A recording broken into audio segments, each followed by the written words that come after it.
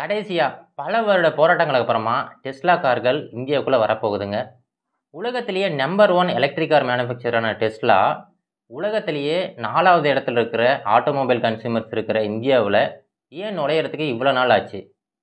இதில என்னென்ன சிக்கல்கள் இருந்துச்சு? அப்படிங்கிற டீட்டெயிலான இன்ஃபர்மேஷன இந்த வீடியோல பார்ப்போம். வெல்கம் டு தமிழ் சாளரம்.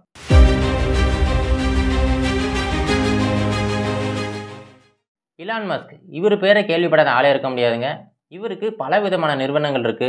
டெஸ்லா, ஸ்டார்லிங்க், போரிங் கம்பெனி, அப்புறம் நியூரோலிங்க் அப்படின்னு பலவிதமான நிறுவனங்கள் இவர் வச்சிருக்காரு. இதில் ரொம்ப முக்கியமானது இந்த டெஸ்லா கார்கள். இந்த டெஸ்லா கார்கள் எடுத்துக்கிட்டிங்கன்னா, இந்த டெஸ்லா வந்ததுக்கப்புறமா இந்த எலக்ட்ரிக் கார் இண்டஸ்ட்ரியில் ரொம்ப பெரிய ஒரு புரட்சியே ஏற்பட்டுருச்சு. இந்த எலக்ட்ரிக் கார் இண்டஸ்ட்ரியோட சரித்திரத்தை டெஸ்லாவுக்கு முன், டெஸ்லாவுக்கு பின் அப்படின்னு எழுதலாம். அந்த அளவுக்கு ஒரு பெரிய மாற்றத்தை இவங்க ஏற்படுத்தினாங்க. அவ்வளோ பிரபலமான இந்த எலக்ட்ரிக் கார்கள் இந்தியாவுக்குள்ளே ஏன் இவ்வளோ நாள் ஆகியுமே நுழைய முடியலை? இதுக்கு பலவிதமான சிக்கல்கள் இருக்குங்க. முதல்ல என்னன்னு பார்த்தீங்கன்னா, இந்திய அரசாங்கத்தோட இந்த சட்டத்திட்டங்கள். இப்போ இந்திய அரசாங்கத்தோட சட்டத்திட்டங்கள் படி ஒரு காரை இம்போர்ட் பண்ணணும் அப்படின்னா அதுக்கு இம்போர்ட் டியூட்டி அப்படின்னு ஒன்று வைப்பாங்க. இப்போ அந்த காரோட விலை $40,000 மேலே இருந்தால் அதுக்கு 100% இம்போர்ட் டேக்ஸ் இருக்குதுங்க.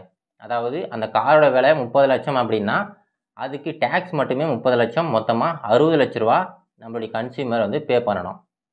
அதுவே அந்த காரோட விலை $40,000 கீழே இருந்துச்சுன்னா அதுக்கு 60% இம்போர்ட் டேக்ஸ் இருக்குது. இப்போது இலான் மஸ்க் கொஞ்ச நாளைக்கு முன்னாடியே இந்திய அரசாங்கத்துக்கிட்ட கேட்டுக்கிட்டாரு. என்னென்னா, இந்த ஈவி இண்டஸ்ட்ரிங்கிறது ரொம்ப முக்கியமான ஒரு இண்டஸ்ட்ரி. இந்த ஈவி கார்கள் அப்படிங்கிறது உலக அளவில் ரொம்பவுமே ஒரு முக்கியத்துவம் வாய்ந்தது. அந்த மாதிரி இருக்கிற இந்த டெஸ்லா கார்களுக்கு எங்களுக்கு கொஞ்சம் கன்செஷன் கொடுங்க, எங்களுக்கு ஒரு 10% இல்லை ஒரு 15% இம்போர்ட் டேக்ஸ் போடுங்க அப்படின்னு சொல்லிட்டு அவர் இந்திய அரசாங்கத்துக்கிட்ட கேட்டுக்கிட்டாரு. ஆனால் இந்திய அரசாங்கம் என்ன சொல்லிச்சுன்னா, நாங்கள் இம்போர்ட் டியூட்டியை குறைக்கிறோம். ஆனால் என்னென்னா அதுக்கு ஒரு சில டேர்ம்ஸ் அண்ட் கண்டிஷன்ஸ் இருக்குது. முதல் கண்டிஷன் என்னென்னா, உங்களுடைய மேனுஃபேக்சரிங் யூனிட் இந்தியாவுக்குள்ளே இருக்கணும். அதுக்கு இன்வெஸ்ட்மெண்ட் குறைந்தபட்சம் $500 மில்லியன் நீங்கள் இன்வெஸ்ட் பண்ணியிருக்கணும். அப்படி பண்ணியிருந்தீங்கன்னா நாங்கள் உங்களுடைய கார்கள் இம்போர்ட் பண்ணுறதுக்கு 40% இம்போர்ட் டியூட்டி போட்டுக்கிறோம். அதுவே நீங்கள் இன்வெஸ்ட்மெண்ட்டை இன்னும் கொஞ்சம் அதிகப்படுத்தி $2 பில்லியன் நீங்கள் இன்வெஸ்ட்மெண்ட் பண்ணியிருந்தீங்கன்னா உங்களுடைய கார்களை இம்போர்ட் பண்ணுறதுக்கான இம்போர்ட் டியூட்டியை 15% குறைச்சிக்கிறோம் அப்படின்னு சொல்லி இந்திய அரசாங்கம் சொல்லியிருந்துச்சு. இந்த பேச்சுவார்த்தை போய்கிட்டே இருந்துச்சு. இதனால் இந்த டெஸ்லா கார்கள் உள்ளே வர்றதுக்கு ஒரு பெரிய சிக்கலாக இருந்துச்சு. இது ஒரு பக்கம் இருக்குதுங்க. இன்னொன்று பார்த்தீங்கன்னா, நடைமுறை சிக்கல்கள். இப்போது எலக்ட்ரிக் கார்களை சார்ஜ் பண்ணோம் அப்படின்னா அதுக்கு நிறைய சார்ஜிங் ஸ்டேஷன்ஸ் தேவை. இப்போது ஃபாரின் கண்ட்ரீஸ்லாம் எடுத்துக்கிட்டிங்கன்னா வெவ்வேறு இடங்களில் இந்த சார்ஜிங் ஸ்டேஷன்ஸ் அமைக்கப்பட்டிருக்கும். அதுவும் டெஸ்லா மாதிரியான கார்களுக்கு பிரத்யேகமான ஒரு சார்ஜிங் ஸ்டேஷன் தேவை. அதாவது ஃபாஸ்ட் சார்ஜிங், இந்த மாதிரி கேப்பபிலிட்டிஸ்லாம் அதில் இருக்கணும். இந்த மாதிரியான அந்த கட்டமைப்பு இந்தியாவில் இன்னும் கொண்டு வரப்படலை. இது ஒரு சிக்கலாக இருந்துச்சு. இந்த சிக்கல்களையும் தாண்டி இந்தியாவிலே இருக்கிற ஆட்டோமொபைல் இண்டஸ்ட்ரீஸ்லாம் இருக்குது பார்த்தீங்களா, டாடா இருக்குது, மஹேந்திரா இருக்குது. இந்த மாதிரி இந்தியாவுக்குள்ளே இருக்கிற லோக்கல் இண்டஸ்ட்ரீஸ் இவங்கெல்லாம் சேர்ந்துக்கிட்டு இப்போது வெளியிலேருந்து ஒரு ஈவி இண்டஸ்ட்ரி உள்ளே வந்தால் கண்டிப்பாக அது எங்களுக்கு பெரிய பிரச்சனையாக இருக்கும் அப்படின்னு சொல்லிட்டு இவங்க சைடிலிருந்து அரசாங்கத்துக்கு ஒரு ப்ரெஷர் போட்டுக்கிட்டே இருந்தாங்க. இந்த மாதிரி பலவிதமான சிக்கல்கள் இருந்ததுனால டெஸ்லா கார்களால் இவ்வளோ நாள் ஆகியுமே இந்தியாவுக்குள்ளே நுழையவே முடியலை. ஆனால் இப்போது இந்தியாவுக்குள்ளே நுழையிறது ரொம்பவுமே ஒரு முக்கியமான ஒரு விஷயமா இருக்குது. உலக அளவில் எடுத்துக்கிட்டிங்கன்னா டெஸ்லா கார்களோட சேல்ஸு கொஞ்சம் கொஞ்சமாக டவுன் ஆகிக்கிட்டே வருதுங்க. இதனால் பலாயிரம் கணக்கான பேரை அவங்க வேலையை விட்டு தூக்கிக்கிட்டு இருக்காங்க. இந்த சமயத்தில் டெஸ்லா கார் இல்லாத ஒரு இடத்துல தான் அவங்க சேல்ஸை இன்க்ரீஸ் பண்ண முடியும். அதில் ரொம்ப முக்கியமான இடம் இந்தியா. ஏன்னா இந்தியாவில் பாப்புலேஷன் ரொம்ப அதிகம். இந்த இடத்துல மட்டும் அவங்க டெஸ்லா கார்களை அறிமுகப்படுத்தினாங்கன்னா கண்டிப்பாக அவங்களோட சேல்ஸை அவங்க ரீகெயின் பண்ணிடுவாங்க. இதையெல்லாம் யோசிச்சு தான் இப்போ டெஸ்லா நிறுவனம் டாடா நிறுவனத்தோடு சேர்ந்து ஒரு ஒப்பந்தம் போட்டிருக்காங்க. அதன்படி டெஸ்லா நிறுவனமும் டாடா எலக்ட்ரானிக்ஸ் நிறுவனமும் சேர்ந்து செமிகண்டக்டர் சிப்ஸ் மேனுஃபேக்சரிங் யூனிட்டை இந்தியாவில் ஆரம்பிக்க போகிறாங்க. இப்போது எலான் மஸ்க் பார்த்தீங்கன்னா பலவிதமான நிறுவனங்கள் வச்சுருக்காரு.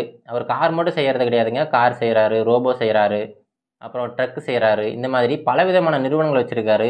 எல்லா நிறுவனத்திலுமே எலக்ட்ரானிக்ஸ் அப்படிங்கிறது ஒரு அடிப்படையாக தான் இருக்கும். இந்த எலக்ட்ரானிக்ஸுக்கு அடிப்படையாக இருக்கிறது இந்த செமிகண்டக்டர் சிப்ஸு தான். அந்த மாதிரி ரொம்ப முக்கியமான இந்த செமிகண்டக்டர் சிப்ஸை மேனுஃபேக்சரிங் பண்ணுறதுக்கு இந்தியாவில் ஒரு யூனிட் அமைக்க போகிறாங்க. அதுக்கு டாடா எலக்ட்ரானிக்ஸோட ஒரு MOU சைன் பண்ணியிருக்காங்க. இதன் மூலமாக இந்தியாவுக்கு ஒரு $500 மில்லியன் இன்வெஸ்ட்மெண்ட் வரப்போகுது. இது மட்டும் இல்லாமல் எலான் மஸ்கோட ஸ்டார்லிங்க், அப்புறம் இந்தியாவோட முகேஷ் அம்பானி இருக்கார் பார்த்தீங்களா, அவருடைய ஜியோ, இவங்க 2 பேரும் சேர்ந்து இவங்களுமே ஒரு கொலாபரேஷன் பண்ண போகிறாங்க. இதை பற்றின தகவல்களுமே வந்துக்கிட்டு இருக்கு. இப்போ இந்த மாதத்தோட இறுதியில் எலான் மஸ்க் இந்தியாவுக்கு வரப்போகிறாரு. வந்துட்டு நம்மளுடைய பிரதமரை மீட் பண்ண போகிறாரு. மீட் பண்ணதுக்கு அப்புறமா தான் எல்லா டீட்டெயிலான இன்ஃபர்மேஷனுமே நமக்கு தெரிய போகுது. கண்டிப்பாக இந்த மந்தோட எண்டில் பார்த்தீங்கன்னா ஒரு பெரிய அறிவிப்பு இருக்குதுங்க. இலான் மஸ்க் இந்த செமிகண்டக்டர் சிப்ஸ் மட்டும் கிடையாதுங்க, வேறு பல விதமான இண்டஸ்ட்ரீஸில் அவருடைய இன்வெஸ்ட்மெண்ட்டை இங்கே கொண்டு வர போகிறாரு. இதனால் இந்தியாவுக்கு பல பில்லியன் டாலர் அளவிலான இன்வெஸ்ட்மெண்ட் வரப்போகுது. இப்போ அந்த செமிகண்டக்டர் சிப் அந்த மேனுஃபேக்சரிங் யூனிட் சொன்னேன் பார்த்தீங்களா, அதுக்கு ஒரு சில மாநிலங்கள் தான் ரொம்ப சூட்டபிளான மாநிலம் அப்படின்னு சொல்லி தேர்ந்தெடுத்திருக்காங்க. தமிழ்நாடு, குஜராத் இந்த மாதிரி ஒரு சில மாநிலங்களை தேர்ந்தெடுத்திருக்காங்க. கண்டிப்பாக தமிழ்நாட்டுக்கு இந்த மேனுஃபேக்சரிங் யூனிட் வந்தால் தமிழக மக்களுக்கு ரொம்ப பெரிய ஒரு வரப்பிரசாதமாக இருக்கும். நிறைய பேருக்கு இது வேலைவாய்ப்பை அதிகப்படுத்தும். இதோட இந்த வீடியோ முடிச்சுக்கலாங்க. மீண்டும் ஒரு நல்ல இன்ஃபர்மேஷனை மீண்டும் உங்களை சந்திக்கிறேன். நன்றி, வணக்கம்.